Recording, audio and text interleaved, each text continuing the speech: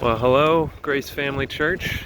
Welcome to it was Wednesday of Passion Week, and what a beautiful day it is. I hope that you're able to enjoy it.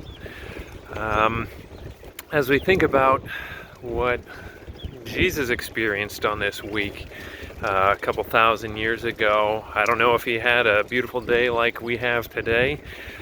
Scripture doesn't really tell us a whole lot about what he did on this day.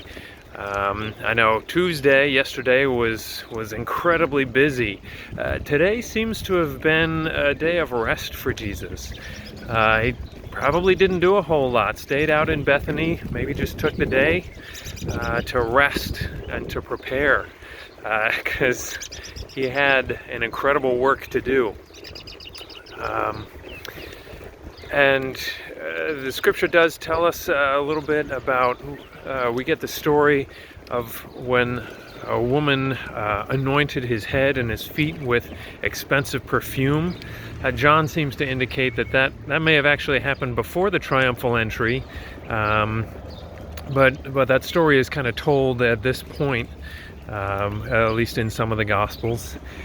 The other main thing that seems to have happened on this day is that the Pharisees, the religious leaders, they are all getting together. They are in panic mode, trying to figure out, how can we stop this guy?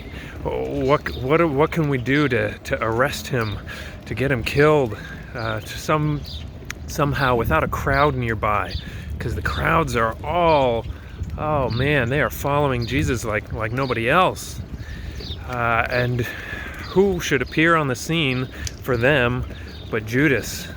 And so we have this meeting between Judas and the religious leaders that seems probably to have happened on this day. And as we think about these events as they unfolded back then, and as we think about them in our context now, I'm struck by how a lot of us at this particular time are probably experiencing, well, certainly an upset of schedules, and maybe even kind of a forced rest, if you will, with people being laid off or just not having, kind of having to stay at home, aren't able to go out and do things. Surely there's some anxiety and some fear that comes along with that, and part of that, I think, is just from not knowing what to do. And so as we kind of experience this odd season, I think maybe we can take a play out of Jesus' book and maybe take some time to rest. I think it's pretty clear that God is at work right now in the world around us. As we think about all the things that are going on, God clearly has a plan. We know this. We can trust this. We don't necessarily know what the plan is, but we know that He is at work. And so as Jesus prepares for the work that he had to do, He took time to rest and to prepare and to kind of gather His resources a little bit. And I think that's a wise thing for us to do. If we want to participate in the work that God is doing, let's take some time to rest and to prepare. And not just like a lazy rest necessarily, where we just kind of don't do anything, but maybe a rest where we can dig into who God is and to what He's like and what His work is, and what is His heart.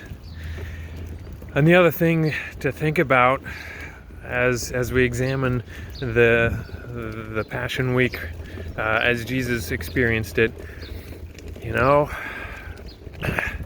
the devil was at work as well, not just God, but the devil was working too, trying to upset God's work. And the devil's at work right now too. He's going to use the current situation to drive people to despair, to increase that depression, that anxiety that people are feeling. and to spread fear and panic. And so, as believers, I think it's important for us to, again, to prepare and to look for what God is doing and how we can be a part of that in order to fight against what the devil is doing, to serve those that are experiencing that despair, to encourage them, to show them the hope that we have, because Jesus has overcome the world. We know this, and I think that if we take that time to rest, like Jesus did, take that time to prepare and to consider what is it that God is doing now, and how can we be a part of it, then that will be how we can offer hope to the world, offer encouragement to those around us. So those are some of my thoughts. I hope that you guys are able to be able to enjoy this day and to enjoy the week that we have.